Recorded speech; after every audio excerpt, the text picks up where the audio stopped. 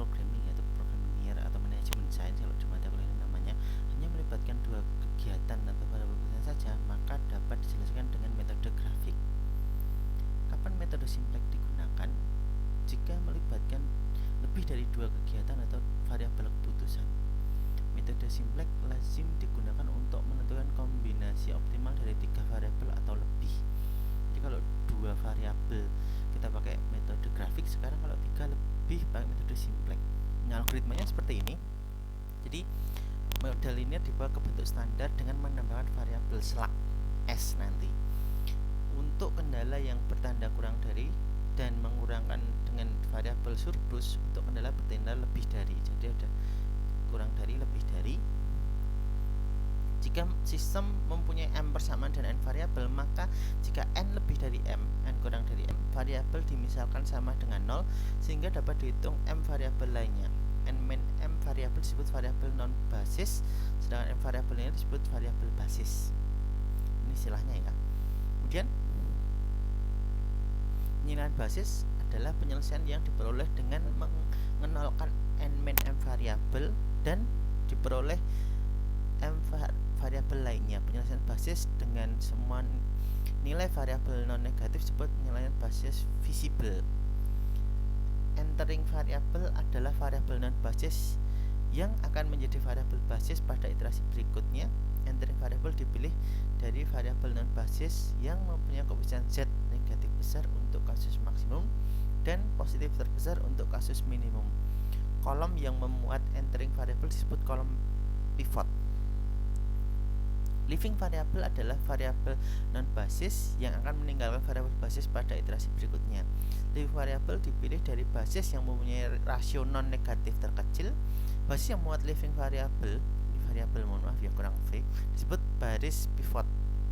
Elemen pivot adalah elemen yang diperoleh dari perpotongan kolom pivot dan baris pivot ini. Nah, misalnya masalah ready mix, kita ingin memaksimalkan Z 5x1 4x2, kendalanya ini 6x1 plus 4x2 kurang dari 24, x1 plus 2x2 kurang dari 6, min x1 plus x2 kurang dari 1, x2 kurang dari 1, x1 x2 lebih dari 0. Bentuk standarnya misalnya kita coba selesaikan dengan simplex. 5x1 plus 5x2 plus 0s1 plus 0s2 dan 0s3 plus 0x4 terhadap kendala ini. Jadi tiap ini tadi, kendala tadi ada s-nya ini 6x1 plus 4x2 plus s1 sama dengan 24, x1 plus 2x2 plus s2 sama dengan 6, min x1 plus x2 plus s3 sama dengan 1, yang terakhir x2 plus s4 sama dengan 2, di mana x1, x2, s1, s2, s3, s4 lebih dari 0 atau positif. Nah, ini slack. Ini disebut slack. Ini disebut z min 5x1 min 4x2 seperti tadi ya. Tadi dikatakan harus dinolkan. Nah, sistem yang mempunyai m sama dengan persamaan dan n sama dengan variabel, karena n lebih dari m, dengan memisalkan n min n variabel sama dengan 0, maka dapat dihitung nilai m variabel lainnya. N min m variabel yang sama dengan 0 disebut variabel non basis, sedangkan m variabelnya disebut variabel basis. Penyelesaian basis adalah penyelesaian yang diperoleh dengan mengenolkan n min m variabel dan diperoleh m variabel lainnya. Penyelesaian basis dengan semua nilai variabel non negatif disebut penyelesaian basis visible. Nah, misalnya ini tabel simplexnya tadi ya sudah di z-nya, ini kendalanya tadi. Nah, kemudian dimasukkan dulu tadi kendalanya pertama slack 1, slack 2, slack 3, slack 4. Nah, perhatikan ini min 5, 6, 1, min 1, 0. Nah, bukan, karena dia harus positif. Bisa. Ini LV, elemen pivot. Perhatikan bahwa baris pivot baru, baris pivot lama dibagi elemen pivot. Baris X1 641 ini ya, 641000244 dibagi 6. Nah, 6 ini ya, 6 dari ini. Maka jadi 1 2 per 2 1/6 0004. Nah, baris baru sama dengan baris lama dikurangi koefisien kolom pivot kali baris pivot baru. Jadi baris Z baru, baris Z lama dikurangi min 5 baris pivot baru. Jadi ini nanti hasilnya adalah min 5 min 4 0000 dikurangi min 5 tadi ya sudah dihitung bagi 6 1 2 per 3 1/6 0004. Jadinya adalah min 5 min 5 0 kali dulu ya. Terus min 4 min 5 kali 2 per 3 nanti min 2 per 3 dikurangi ini ya atau plus ya nanti jadinya ya. 0 kurangi 0 0 0 0 0 0 min 5 kali 4 20 ya 20. Baris 2 baru sama baris 2Z baru adalah baris S2 lama dikurangi 1 baris pivot baru, sama seperti yang contohnya tadi.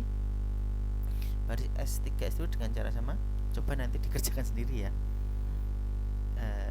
Dapatnya yang S34 ini.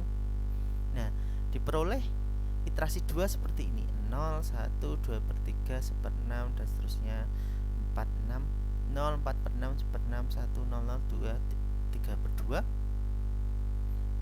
Dilihat di sini ini diselesaikan seperti tadi. Ini EV, ini LV. Nah, jadinya adalah seperti ini. Persis caranya tadi.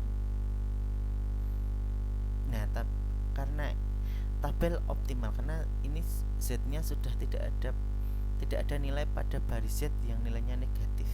Ini sudah tidak ada negatif. Kalau misalnya tadi dibandingkan masih ada yang negatif ya. Ini sudah tidak ada nilai negatif.